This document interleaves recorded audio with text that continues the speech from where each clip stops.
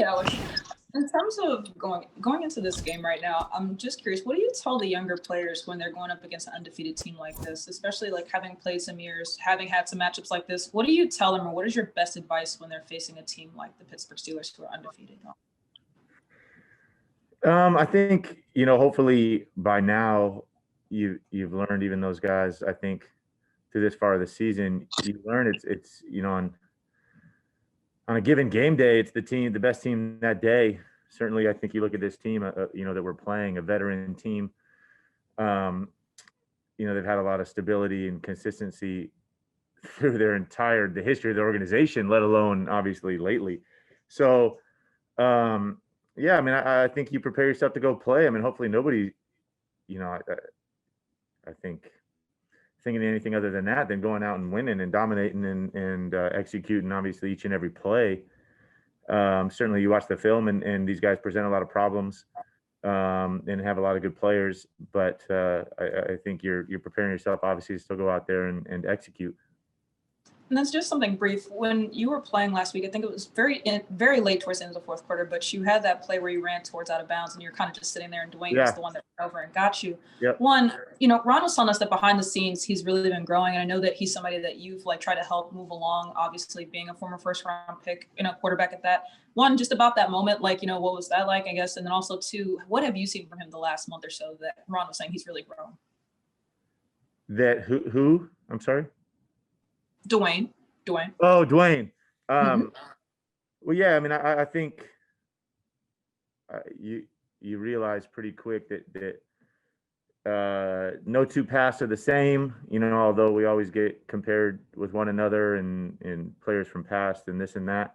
I think no two paths are the same. I mean, I think everybody encounters bumps in the road and challenges, and they come in different forms. And I think you have to work through those. You can't let them sidetrack you. You can't let them, veer you off of where you want to go. You got to continue to stay ready for whenever your next opportunity comes. I think that's easier said than done for young guys. You got to learn it sometimes. So I think I think the stability, a little bit more coming to work every day for Dwayne, and obviously just a learning environment, an environment where he can develop. Those are all positives, for him to obviously, continue to grow. And I think it's obviously time helps as well, just getting back to football, getting back to learning and growing, which we're all trying to do. Time. Thank you, Alex. Hey, Alex, you obviously had a chance to watch Terry McLaurin last year. What have you learned about him by being out there on the field with him? Yeah, I mean, I think obviously you get your front, a little more front row view for it. Certainly, I think the competitiveness is what jumps out. He's extremely talented, but that competitiveness, when it kicks in, I mean, you can see it in his eyes. And he's a guy obviously you want to get the ball to in those situations. But certainly, I think he's grown into really accepting that role.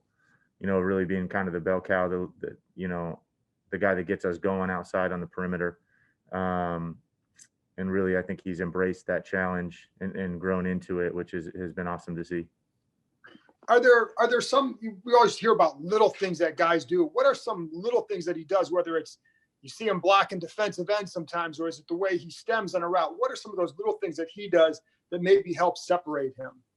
Well, yeah, I mean, I think exactly that, just being a team player, and doing anything that we ask of him. I mean, I think that's just who he is. It's when he came in, even as a rookie, a guy that was willing to do anything, even on special teams, get out there and go. And I think that comes from his past, especially in college, having done it all there as well. So I think he's a guy that takes a lot of pride in that and doing whatever it takes to help this team and be accountable to his teammates. And that selflessness obviously is a great example for everybody. Wanted to ask you about Scott Turner. We talk about how you've got a young team, but you've got a young offensive coordinator too. I was just wondering what it's been like for you working with him and seeing him grow into that role. This is his first full year of doing that. Yeah, I mean, I've been really impressed. it was so hard to not have an off season, and we're installing things virtually, but he has no idea. There's a huge chunk of that he just doesn't get to see us practice and play and compete so that he can really understand what we do well. I think a big part of being a coach is certainly putting your guys in situations to succeed and have success. So really behind the eight ball in that point, in the sense that he really only got to see us in camp. And then again, we didn't have preseason games. So I think a little bit of that's been, we've done such a great job. And I think he is the leader on offense, really helping us just continue to grow and develop and get better. You're doing everything you can to win week to week, but also within that here as a young team, a young offense, and new together, continuing to get better as the weeks go on. And I think a big part of that obviously is that we finally obviously get to play in front of one another. We get to find out our strengths. We get to kind of create our identity. Appreciate it. I'll take one step up the coaching ladder and ask you about your relationship with Ron Rivera. Imagine between him fighting his cancer, you said that you would text him and inspire him, and you working through your rehab, and now he's turned to you as a starter. How have you guys gotten close this year, and what's your relationship like with him? Yeah, I mean, I think kind of the same answer. We didn't really, you're only seeing each other on screens, all offseason. Coach would pop in on our QB meetings and, he'd talk, but you really are faced on a screen. And that's been the hard part this year, where you really have that downtime or that time together when you get to know one another. You really know one another, what we're about.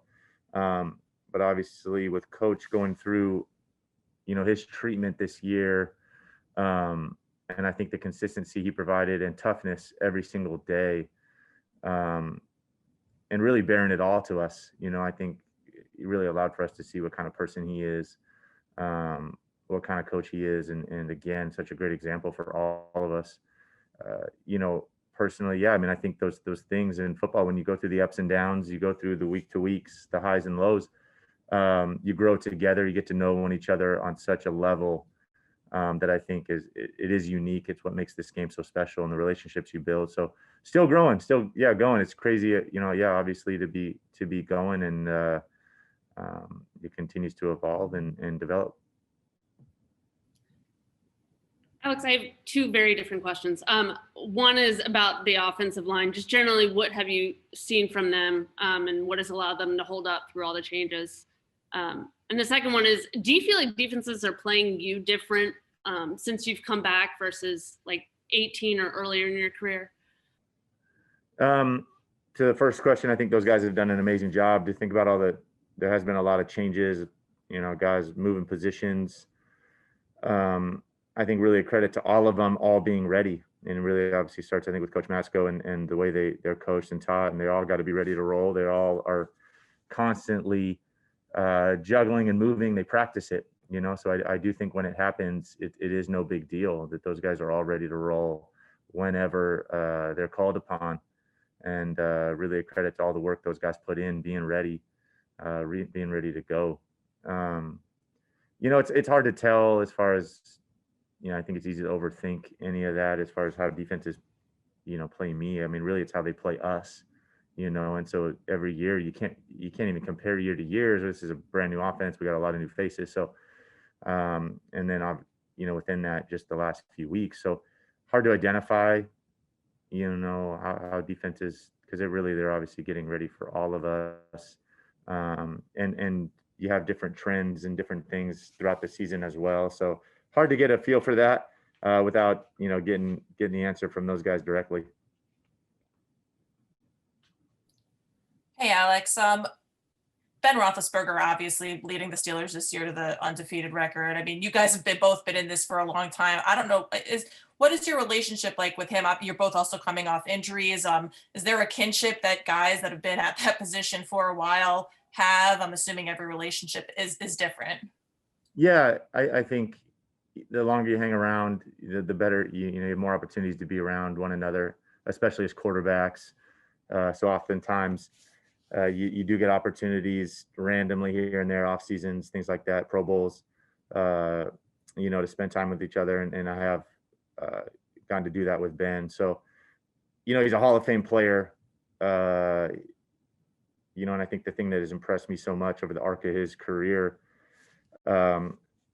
is how much he's developed as he's gone on. He's done it so many different ways. When he was a young guy, he made so many ad lib plays and so many plays with his legs, and the pump fakes and the breaking tackles, and the last 5 years to see how prolific he's become from the pocket, and how good that part of his game is, how elite it is, and then with his age and how many games he's played, and then the last year, to come off the elbow problems and surgery and rehab, and come out firing 10-0. I mean, it says a lot about him, not only as a player, but I think the work ethic, the mindset that goes into that. So you certainly appreciate it from afar.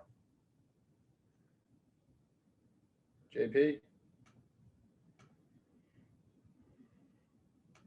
If not, Matt Paris. Hey, Alex, what do you think it does for an offense to have a lot of players who before this year didn't really have an opportunity to produce in the role that they have? Like, you look at guys like Logan Thomas, J.D. McKissick, even the rookies you have. And do you see a tangible effect of how that plays out on the field on Sundays?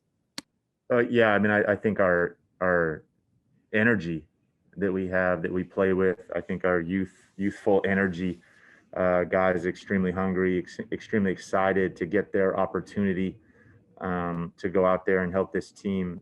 It's a ton of fun to be around when you step into the huddle and you got 5 guys that want to touch the football and want to make a play. I think that's what you want, and we have great energy. We practice with great energy each and every day, and that makes coming to work every day fun because of that attitude and youthfulness, for sure. Thanks. Darren? Hey, Alex. I kind of had 2 questions, one from me and then one from my other reporter. But with this Ravens and Steelers game, and the tests coming back positive for so many days, and knowing that you're taking on the Steelers next, is there concern for you and players and even your family and kids that maybe some of these games could be rushed, and a concern that it could be spread to you guys when you guys play the Steelers next? I know I personally don't feel that way. It's hard for me to speak for anybody else. I do know a lot of the sentiment, I think, thus far is a lot of times the safest place to be is in the facility or with each other. The testing has been so, we test every single day, everybody that walks in. So, a lot of times it's reassuring every day you get that email, saying that there's nothing detected.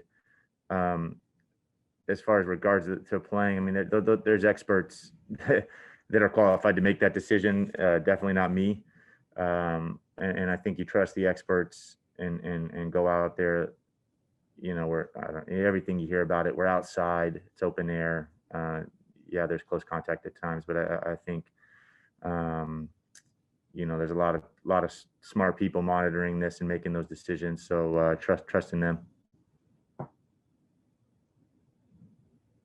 We got time for 3 more. We'll go Les, Sam, and Howard to end it. Hey, Alex, as you've come back in this a little bit over the last few weeks, how have you seen your escapability kind of evolve in that time? Has it gotten better? Are you feeling differently with that? Yeah, feeling better, feeling more comfortable. Definitely, that I think that's one thing that the ad-libbing, escaping, that was in the back of my head, because it's really hard to simulate at practice with the jerseys on and the rush. And it really is kind of a game time thing. And so to finally get those reps and opportunities and to go out there and do it and feel more and more comfortable doing it, that I do feel better and feel good about still having the ability to do that to the left and to the right. And I think the more comfortable you get, the more you're willing to use it. Hey, Alex, how do you feel like trick plays can fit into the broader framework of an offense? And by that, I mean, do you think that that's something that you can rely on regularly, or is it something that is more effective maybe as you use it in certain spots? I think misdirection is a part of any good offense. Whether they get labeled trick plays or kind of gadgets, every offense wants to keep a defense on their heels, and misdirection is part of that. You don't want to be predictable. Whether or not it's in the form of, kind of Fumbarooski, usually not. But I think that's something you always want to have a part of your offense. You always want to be counter punching, so to speak. You want all your stuff to fit together. You never want a defense to be able to be dialed in on what you're doing, and misdirection is part of that, and gadget plays as well. Howard, last one. Thank you. Hi, Alex. With Antonio Gibson coming into the league without a ton of experience at running back, I'm just wondering what stood out to you about his play so far, and was there maybe a moment you could point to in a practice or a game that sticks out as sort of showing to you, hey, this guy is ready to play in the NFL at that position? Yeah, I didn't get to see a ton of his college tape, so hard for me to comment on progression of where he's come from. I think from the time he's been here, from the time we're all together, I think the thing that really stands out as the weeks have gone on are the little plays that go unnoticed. A lot of times it's the run when nothing's really there, and he still puts his head down and gets 4 yards. Whereas I think earlier on in the year, you're always trying to make the big play or bounce it. I think he's really done a nice job trusting his read and eyes. And there were a lot of runs this last game that don't show up huge on the stat sheet, but I thought he did a great job getting positive plays for us when really there wasn't a ton there. I think it's always been evident the big play potential and ability that he has. And then really nice seeing him more and more comfortable. I think he has such a great knack to get to finding the end zone. I don't think that's a coincidence at all. That he's having so much success in that area as well. So I think that, though, it's a lot of the little things that go with playing the position, play in and play out, and you're not always going to have the home run. But he is so versatile. And then I think finding those plays that, like I said, that don't always show up big on a stat sheet, but really help this team convert first downs.